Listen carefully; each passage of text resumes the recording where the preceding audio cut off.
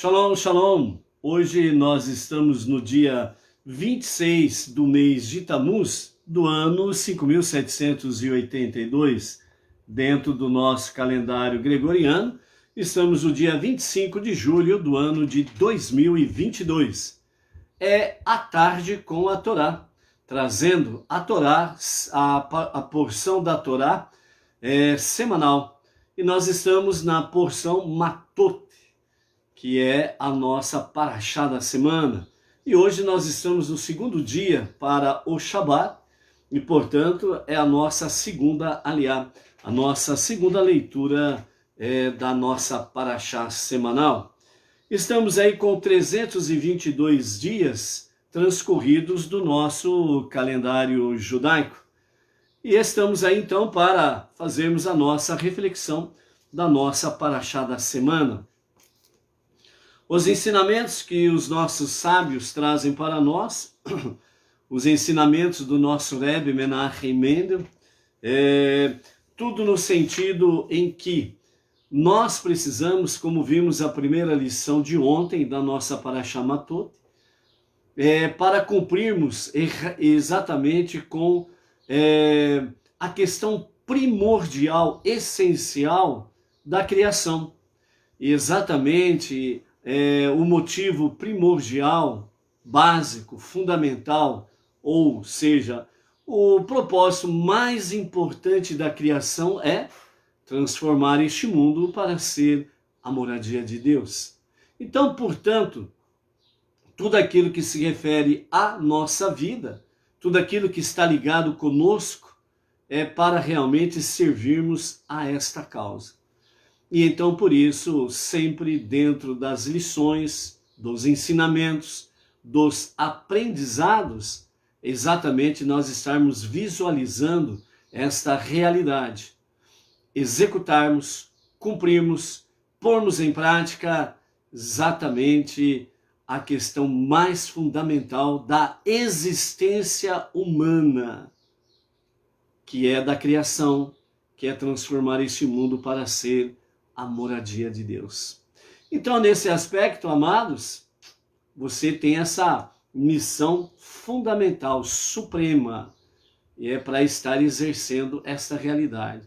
O meu bem-querer, a minha vida sossegada, os meus bens, e etc, e etc, e etc.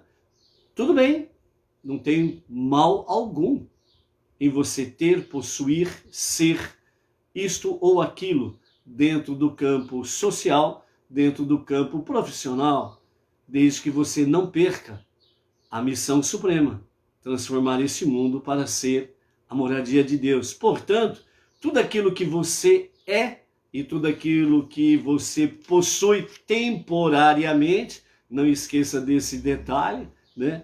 Tudo aquilo que você possui temporariamente é tudo aquilo que Deus deu a ti, para que você possa realmente colocar em prática, ou seja, colocar em função dessa questão primordial, ou seja, transformar o mundo para ser a moradia de Deus.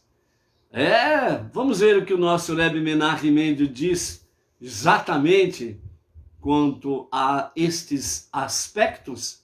O nosso Rebbe Menachem Mendel, o líder máximo da nossa geração, ele diz assim: mundo, a palavra mundo, o planeta que nós habitamos, o universo que nós habitamos, mundo, ele no hebraico se diz olam, olam. Isso significa um lugar de encobrimento, ou seja, dentro do aspecto, nós sabemos, Olam, né? Olam Rabá, mundo vindouro. Vejam bem, Olam Rabá, mundo vindouro. Todo mundo conhece praticamente essa realidade, que está ligado com a vida eterna. Ou seja, onde é 100% plenamente, mais do que perfeito, o mundo sendo estabelecido como a moradia de Deus. Então, Olam, né? Todo mundo compreende que significa exatamente mundo. Indo para o aprendizado mais profundo, então nosso Rebbe Menachem Mendel diz: Olam, mundo, significa lugar de encobrimento. O mundo se encontra como um lugar autônomo em relação a seu Criador. Em outras palavras, ele parece ser um mundo independente, desconectado do seu Criador. Parece. Só em virtude do encobrimento da verdade. Ou seja, o que o Rebbe Menachem Mendel, o justo da nossa geração, quer mostrar para nós dentro desse aprendizado é exatamente essa questão. O mundo parece que ele é desconectado do seu Criador. Por isso que o mundo parece que ele é autônomo, independente do seu Criador. Mas aí o Rebbe diz assim: parece ser um mundo, ou seja, o mundo, ele parece que é um mundo isolado, independente, autônomo, parece. E nesse aspecto o Rebbe diz assim: é só em virtude do encobrimento da verdade. Ou seja, o que o Rebbe quer mostrar para nós aqui, amados, é que o mundo, ele está com as suas kelipot, as suas cascas. Então isso significa olam, que significa lugar de encobrimento. Ou seja, o mundo real e verdadeiro, ele está encoberto. É isso que você está vendo por aí. As suas kelipot, as suas cascas. Veja como que o mundo está encoberto. Esse mundo que nós vemos, ele está encobrindo o mundo real e verdadeiro. Um exemplo simples de tudo. Quando se fala verdades na configuração atual do mundo, o que acontece?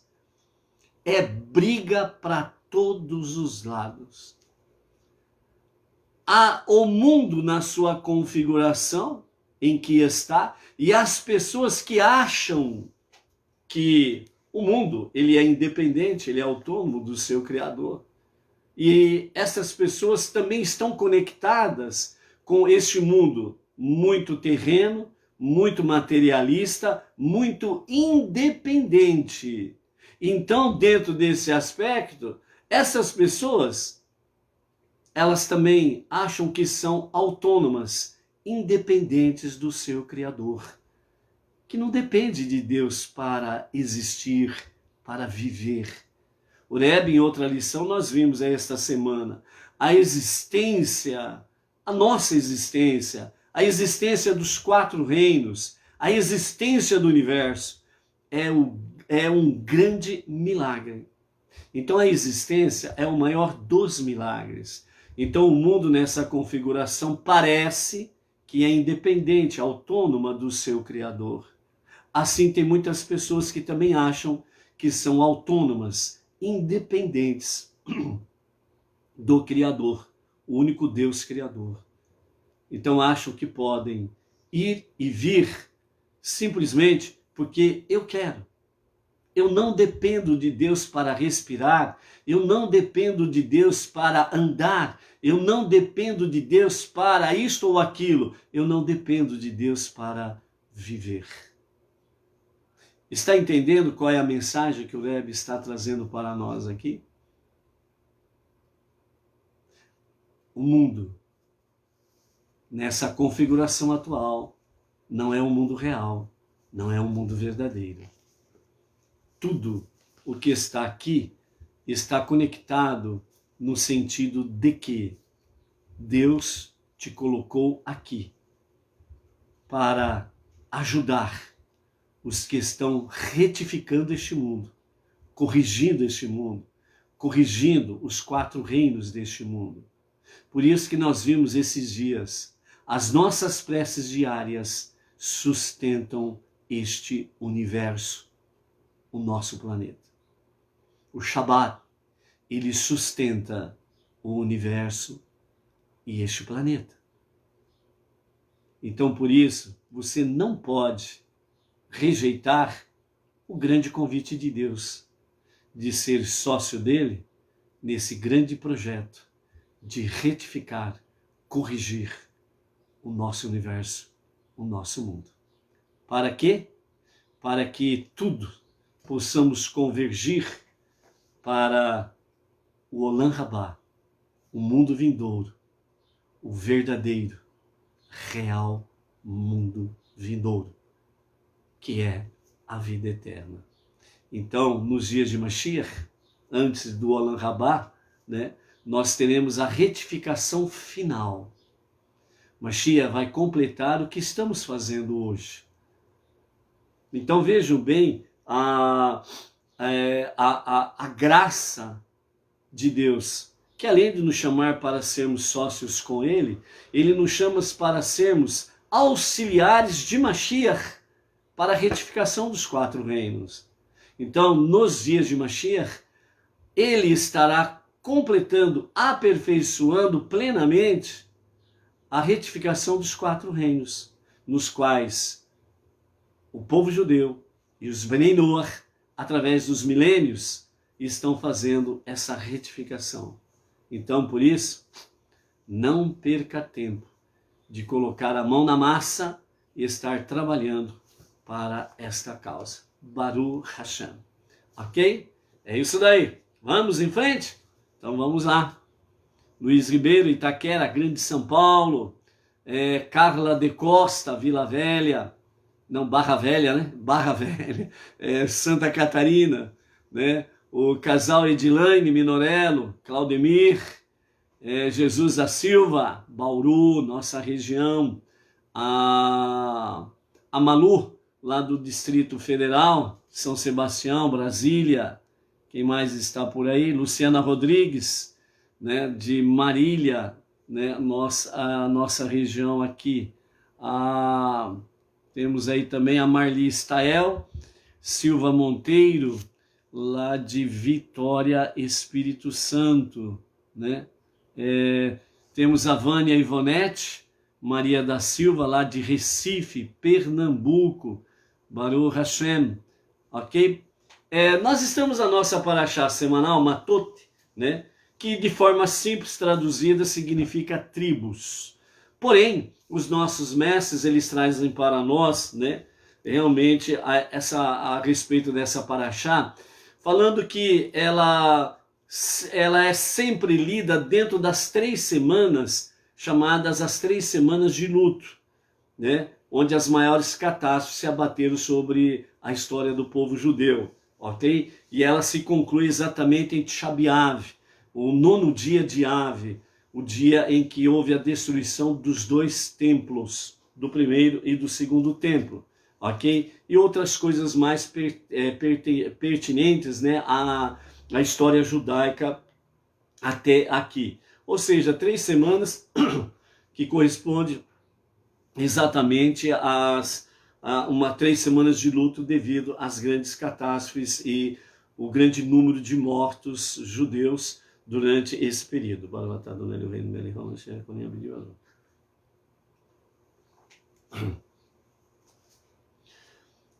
Então, dessa forma, os nossos sábios trazem para nós que há dois termos usados para falar sobre a questão das tribos de Israel, né? Então nós temos o primeiro termo, que é Shevatim, e o segundo termo, Matot, né?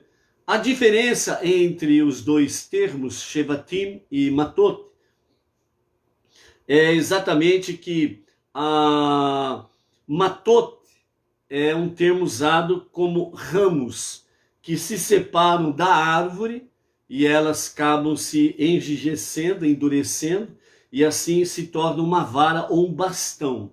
Então, Matot, ela está dentro desse aspecto. É a vara que é desprendida da sua árvore e ela acaba endurecendo e virando uma vara ou um bastão. Shevatim, por exemplo, né, por outro lado, melhor dizendo, se refere aos ramos que permanecem conectados à árvore e dessa forma elas são mais macias e flexíveis, né, junto ao seu tronco, né? E então, segundo o pensamento racídico, os nossos sábios trazem para nós que o ramo, Shevatim, e o bastão, Matot, aludem ao desenvolvimento da alma do ser humano, conforme ela passa de um ambiente celestial para um cenário terreno. Está falando exatamente da nossa alma antes de descer a este mundo, né, e habitar essa casca, essa quelipá, né, o nosso corpo, que chamamos de corpo humano, que é a quelipá da nossa alma divina. Ou seja, você não é o que você aparenta ser. O mundo, Olam, né, o seu mundo encoberto, ou seja, a sua verdadeira vida é a sua alma divina, a qual ela está encoberta com essa quelipá, essa casca que nós chamamos de corpo. Por isso que o corpo volta ao pó e a alma, ela é eterna, ok? E retorna para casa, né? Então, é dentro desse aspecto aí, ok? Inês Martins, Pirajuí. Shalom, shalom, Inês. E então, no céu a alma está conscientemente ligada, né? No 100% está ligada a Deus. Então ela é um Shevatim, né? Está ligada a Deus 100%.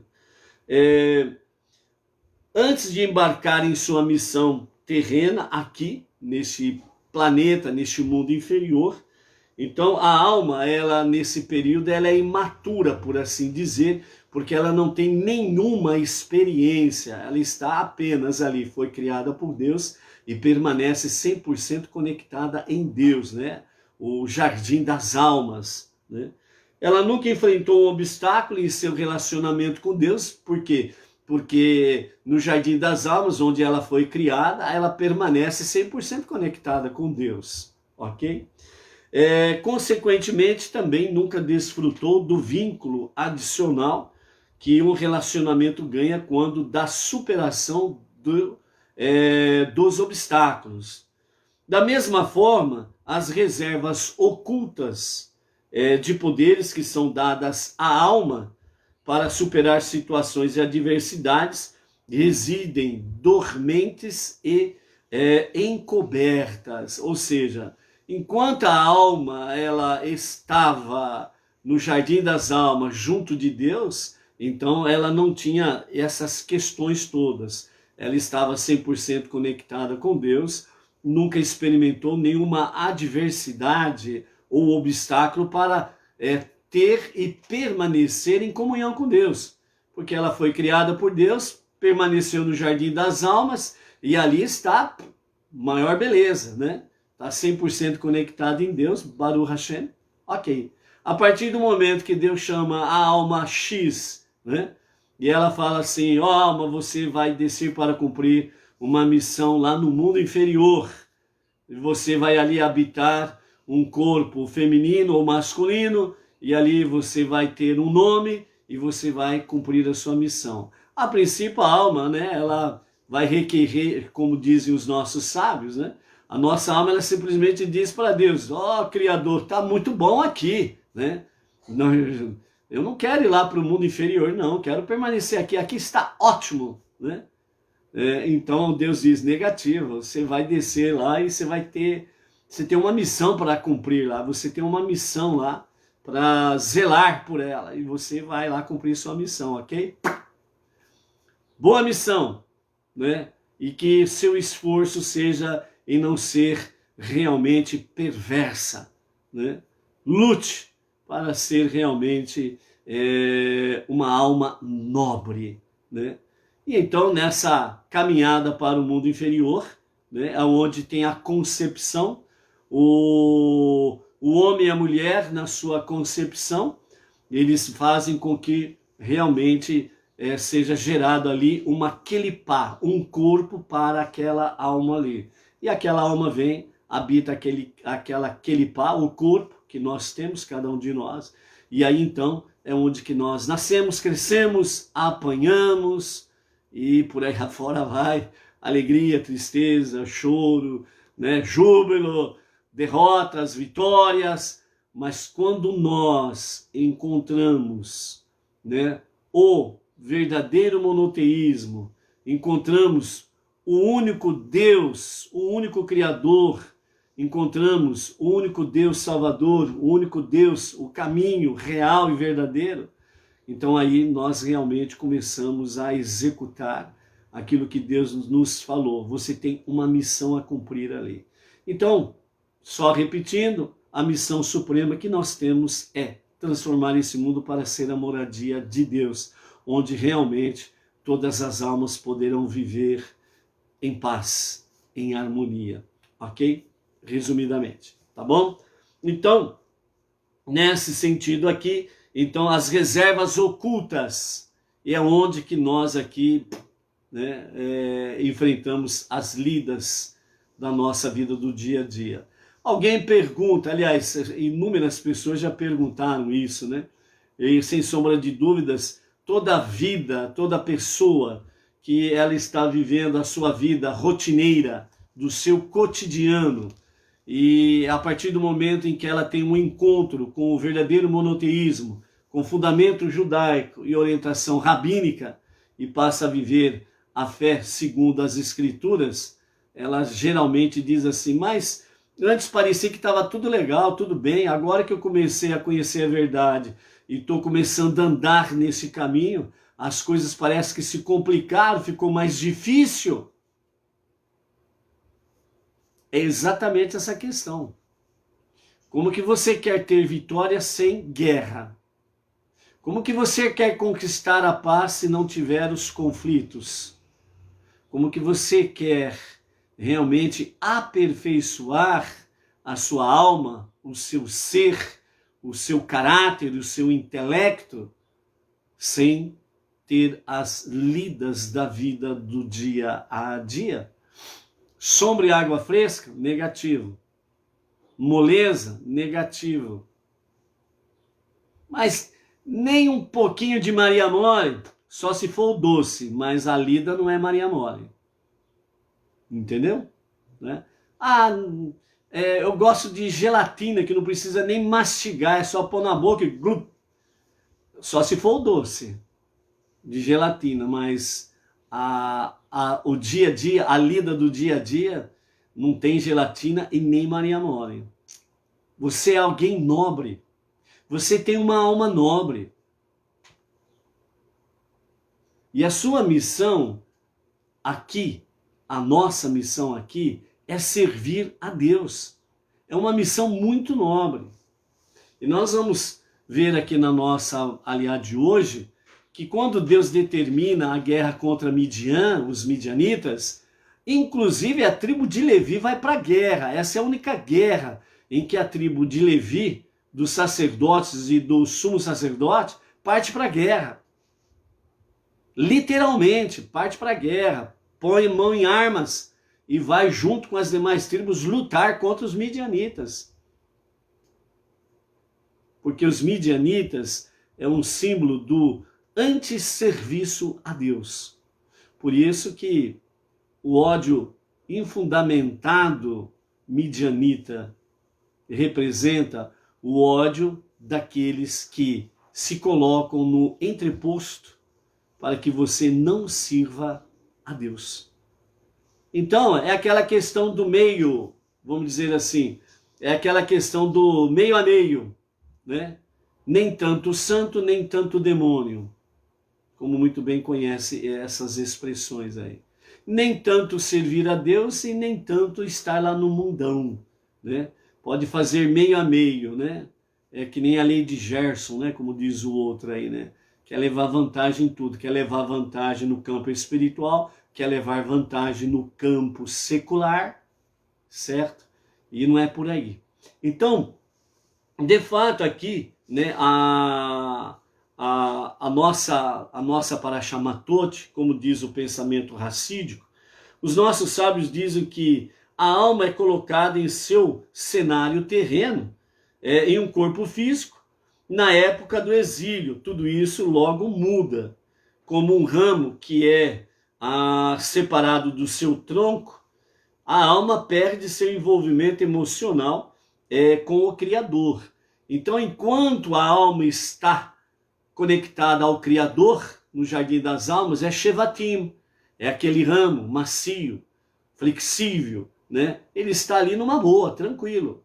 Mas a partir do momento que ele é desconectado do Jardim das Almas, né, da fonte essencial da sua vida, né, vamos dizer aí, é desconectado da árvore da vida e vem para o mundo inferior, então aí esta vara ela vai endurecer, ela vai se tornar uma vara ou um cajado, né, como nós vimos aí, um bastão, né?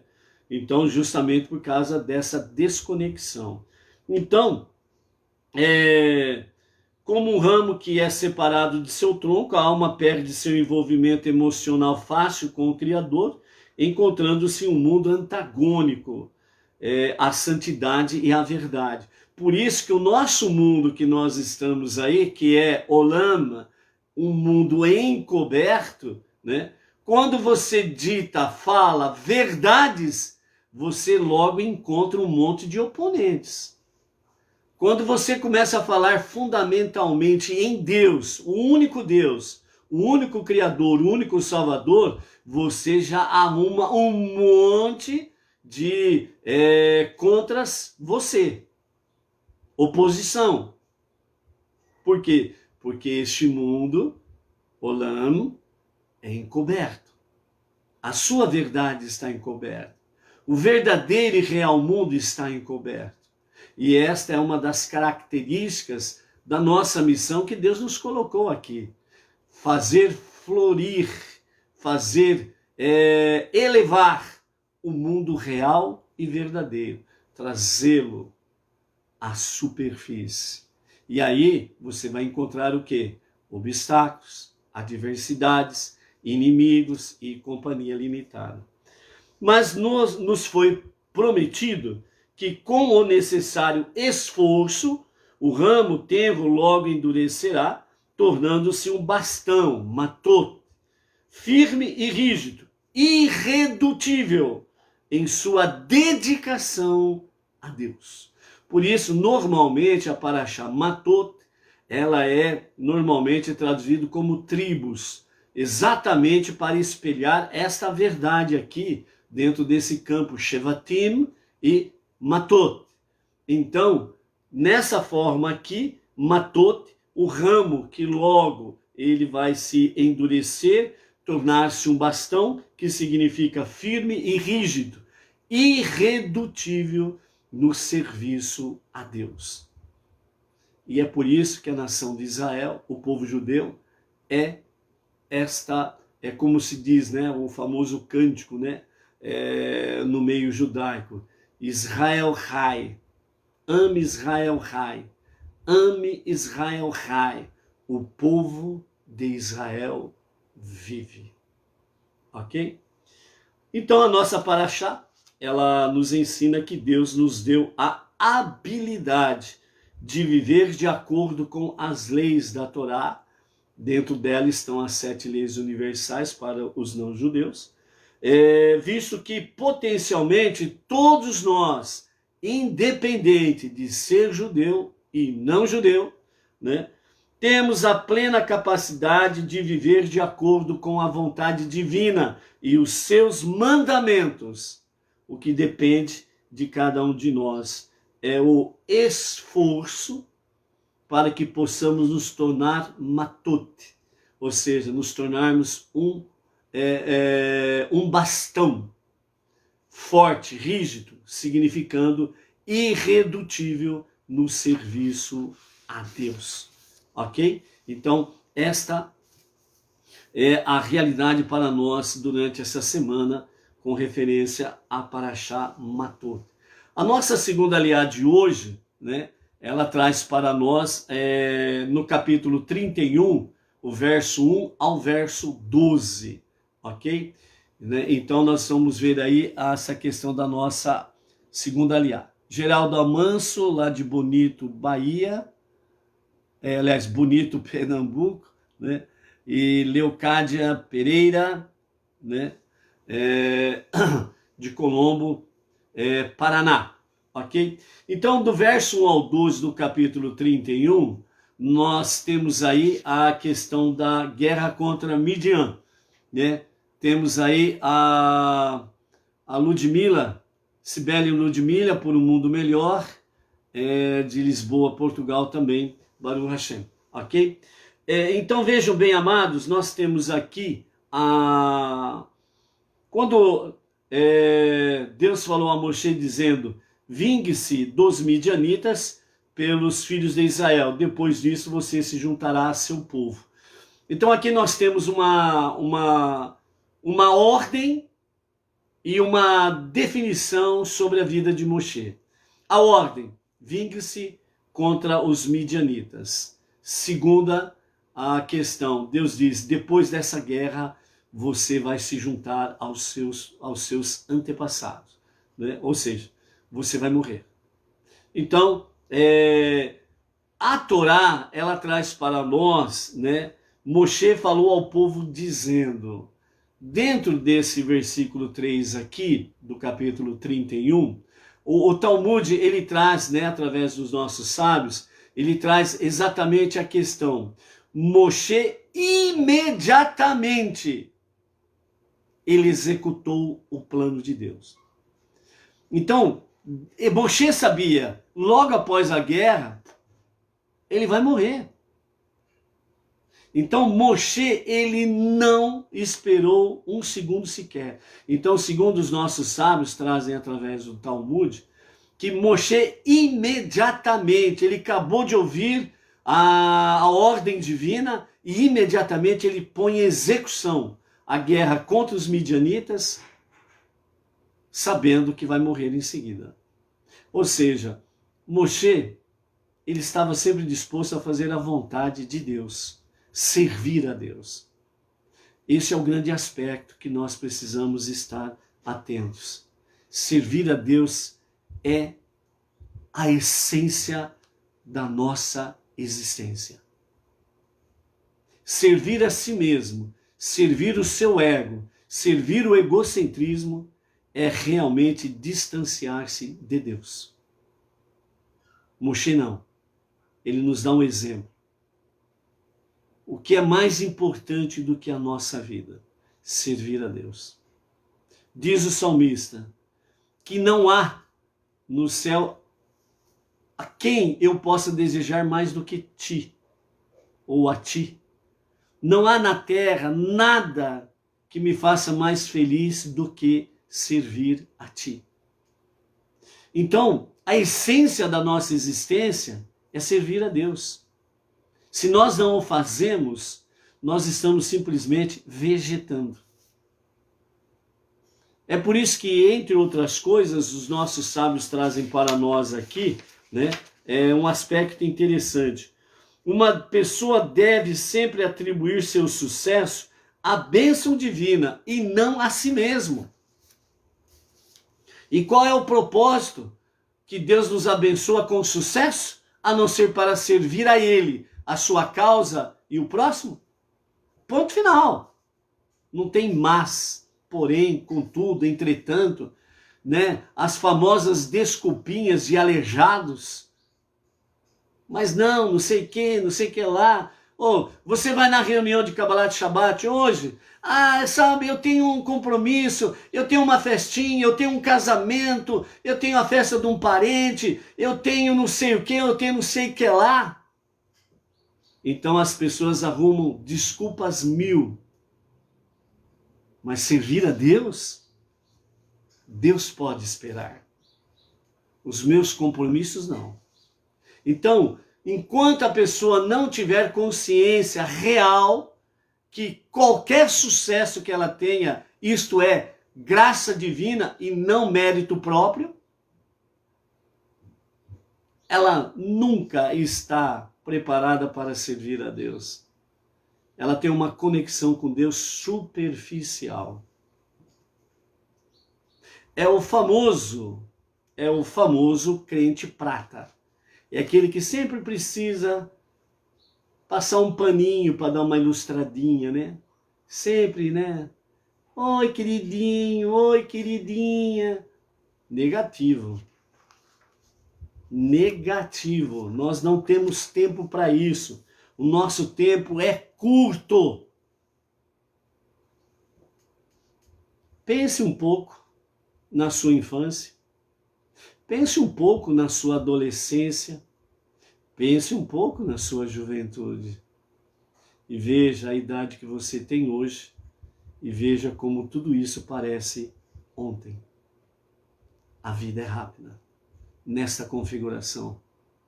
Então nós temos que preparar o nosso futuro para agora. Você não vai viver eternamente. Você não vai ficar de semente aqui nesta configuração. Entendeu? É nesse sentido. Você não vai ficar para semente.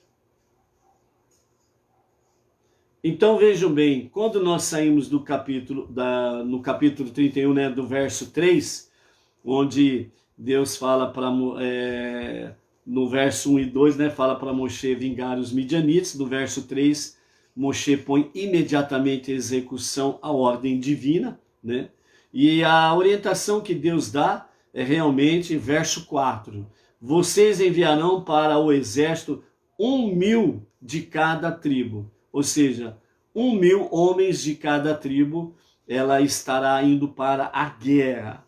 O verso 5 diz, da população de Israel, 1.000 homens foram entregues de cada tribo, totalizando 12.000 homens armados para o combate. Verso 6, Moshe os enviou 1.000 de cada tribo para o exército. Ele os enviou com Pinhas, o filho de Elazar, o sacerdote, para o exército, para os utensílios sagrados e as trombetas de sinalização sob os seus cuidados, que cercaram Midian, como Deus ordenara a Moshe, e eles mataram todos os varões, eles mataram os reis midianitas, que caíram sobre os corpos de seu próprio povo. Os cinco reis de Midian, que foram mortos, foram Evi, Requem, Tsur, Hur e Reva. Eles mataram Bilã, nessa guerra onde Bilã morre, o filho de Beor, pela espada. Então os filhos de Israel levaram as mulheres midianitas como prisioneiras, juntamente com as suas crianças pequenas, né? Saquearam seus espólios, né? Eles trouxeram os cativos, o despojo e o espólio, para Moshe, para Elazar, o sacerdote, para a comunidade inteira de Israel, para o acampamento nas planícies de Moabe, ao longo do Jordão, em Jericó. Ok? O pensamento racídico traz para nós, né, a guerra contra as 7 nações canaanitas, alude à batalha de refinar os traços de caráter claramente indesejáveis da pessoa. Consequentemente, esta guerra não é relevante à tribo de Levi ou àqueles que aspiram ao seu nível espiritual. Como Rambam Maimonides escreve, ele diz que isto pode ser qualquer tipo de pessoa cujo espírito o inspira. E ele resolve em sua mente se manter à parte das buscas mundanas para permanecer diante de Deus e servi-lo como seu ministro, para trabalhar para ele e para conhecer a Deus. Como está escrito, né, no Talmud, aliás, no livro de Maimônides, né, leis dos anos do jubileu e sabático, né, que Maimônides Rambam assim escreveu, ok? Então aqui o que nos traz para nós é que a luta, a guerra aqui contra Midian, ela é uma guerra contra o ódio infundado. Midian não tinha em absoluto nada a temer o povo de Israel. Não tinha absolutamente nada a temer o povo judeu. Eles simplesmente se colocaram realmente numa guerra, como vimos lá atrás, onde usaram as suas mulheres para fazer o povo judeu se prostituir, os homens, e com isso veio a praga sobre eles, e mais de 24 mil homens morreram naquele dia daquelas pragas, fazendo com que eles viessem realmente cometer a prostituição, o adultério e, infelizmente, a idolatria, né? Se dobrar diante dos deuses, né? Dos midianitas. E então esse ódio infundado é a guerra aqui travada. Então, não era uma guerra no sentido mundana, uma guerra segundo questões de posse de terra, uma questão de conquistar espaço, conquistar espólios ou coisas semelhantes. Era uma guerra sobre a questão de servir a Deus. Por isso que a tribo de Levi foi para a guerra, porque a tribo de Levi é separada completamente para o serviço divino. Então, por isso aqui que o pensamento racídico fala que essa é uma batalha que não diz respeito apenas à tribo de Levi, porque era uma questão sobre servir a Deus e permanecer num serviço de excelência para com Deus. Então seria aquela questão, só a tribo de Levi então que teria que ir à batalha, porque era uma questão não mundana, não era uma questão material, secular, era uma questão de servir a Deus e remover o ódio infundado, para que as pessoas tenham a liberdade para servir a Deus. Então, quando somam-se com a tribo de Levi, as demais tribos, para a guerra contra os midianitas, significa, segundo o pensamento racídico, e o nosso Rebbe Menahem Mendel confirma isso, significa que todos têm o compromisso de estar envolvidos nessa guerra contra o ódio infundado e contra a questão de as pessoas serem livres para servir o único Deus, o único Criador, o único Salvador. Então, por isso, essa guerra entre o bem e o mal, entre a luz e a escuridão, ela é uma guerra, entre aspas, de todos nós. Por isso, anunciar por todos os meios possíveis a unidade e a unicidade de Deus é um dever, melhor, é um compromisso de amor que nós temos para com Deus. Como Benei Noach, é um compromisso de amor. E isso, todos nós precisamos estar imbuídos com o mesmo objetivo, com a mesma intenção. Por isso, aqueles que têm a oportunidade de poder se reunir com as suas comunidades locais, não podem perder tempo. Perder a oportunidade de estar somando com aqueles que estão servindo a Deus. Por isso que a nossa união, ela é importante para podermos vencer, entre outras coisas, o mal que se avizinha por aí. Você acha que o mundo está numa boa? Você acha que o nosso país está numa boa? Nós estamos por um fio entre vida e morte, entre liberdade e escravidão. Nós estamos por um fio de navalha entre servir a Deus e ser proibido de servir a Deus, literalmente com pena de morte ou prisão. Você acha que nós estamos vivendo numa boa? A luta, ela está sendo travada. Então, por isso, a tribo de Levi, ela foi envolvida diretamente nessa guerra com Midian. A nossa guerra contra os midianitas que estão aí fora, que tem um ódio infundado contra você porque você crê no único Deus. E eles não aceitam isso. Porque você realmente procura ter uma vida dentro de uma prática de mandamentos divinos para trazer mais luz, mais presença divina, trazendo mais valor, Deus, família. E os midianitas não aceitam isso daí. Então, por isso, o nosso Rebbe Menachem Mendel, ele nos fala que o motivo para atacar os midianitas fizeram, o motivo que os midianitas, foram movidos para atacar o povo judeu foi totalmente baseado num puro ódio irracional, sem explicação. Sem explicação. Odiar simplesmente por odiar.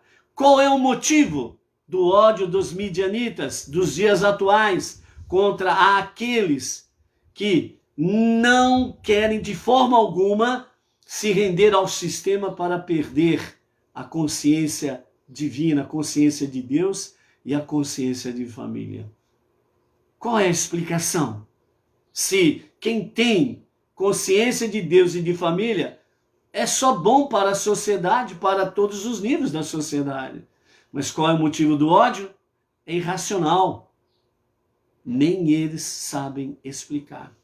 Odeiam por odiar. Por isso que amam a mentira.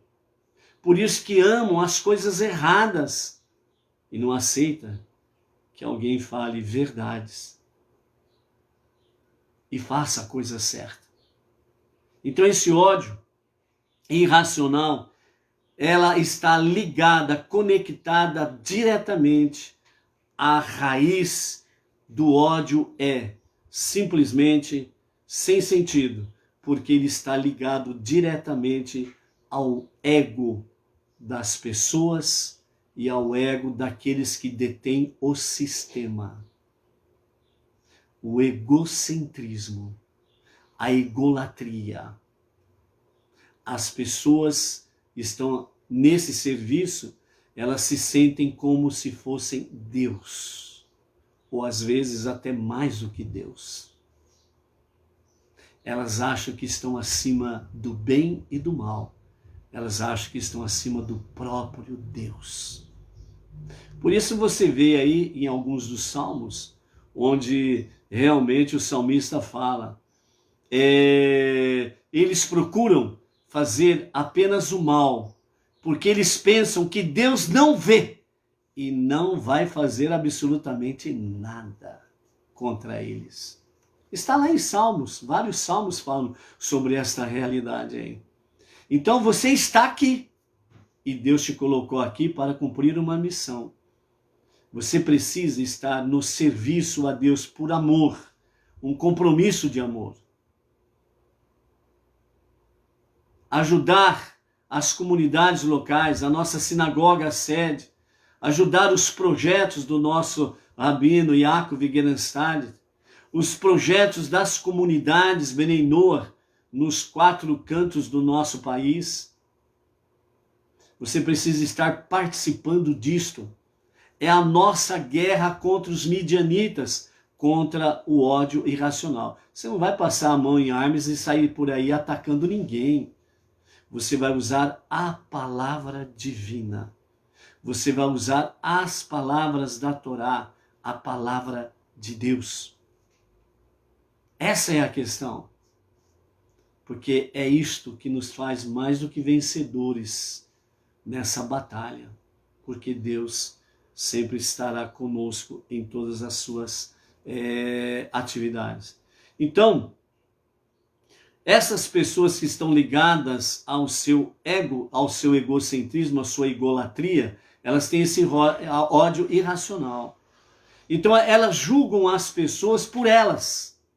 O que elas são. Elas acham que as pessoas são. Assim como elas são mentirosas, elas acham que as outras pessoas, todas elas são mentirosas. Assim como o seu relacionamento com Deus é superficial, ou praticamente quase nada de relação com Deus, então elas também acham que as pessoas que falam de Deus e que têm um relacionamento com Deus, que são como elas, mentirosas, superficiais, fingidas. Por isso, a orientação, o ensinamento, melhor dizendo, que a pessoa que está realmente nessa escuridão espiritual, ela olha para as pessoas e vê os seus próprios erros, os seus próprios defeitos. Então essas pessoas, elas estão ligadas na sua idolatria, e só a existência de alguém já ela se sente ameaçada. Porque essas pessoas, o espaço tem que ser delas, para elas, nada mais do que isso. Então, por isso, né, o nosso Rebbe Menachem Mendel realmente nos fala que essas pessoas não encontram justificativas para poder realmente explicar o porquê desse ódio infundado, o porquê alegrar-se com o sofrimento alheio, entre outras coisas. Então, desse modo, uma vez de ver as diferenças de opinião como uma afronta à sua individualidade, o indivíduo altruísta, aqui já muda totalmente, né? Que é o indivíduo piedoso, o que é temente a Deus, ele considera as opiniões diferentes e ele procura realmente fazer uma reflexão para poder aperfeiçoar-se, para poder melhor servir a Deus e servir o próximo. Então, a pessoa altruísta, ela faz dessa forma. Ela consegue expor as suas próprias deficiências, ela busca conselhos e ela procura realmente melhorar a sua jornada no seu dia a dia. Dentro desse aspecto aí, então, ela vai com mais facilidade resolver os seus próprios problemas e progredir num processo de serviço a Deus, de auto-refinamento espiritual, e vai servir a Deus cada dia melhor, e servindo não somente a Deus, mas ajudando tantos quantos outros precisam de ajuda e pedem ajuda, aceitam ajuda para mudar este auto-refinamento para servir a Deus melhor. Então, por isso, amados, a nossa guerra é uma guerra de fato, realmente contra o mal, contra as trevas, contra os midianitas dos tempos presentes, ou da atualidade, por assim dizer. Então, por isso, né, junte-se àqueles, junte-se a nós, para podermos estarmos aí no dia a dia vencendo estas batalhas. Mais luz, mais presença divina, refinando não somente a nós mesmos, mas refinando o nosso mundo, para que Olam, o mundo encoberto, o verdadeiro e real mundo, possa cada vez mais fluir, ser elevado, para que assim, realmente, só a Deus, a nossa adoração e o nosso serviço.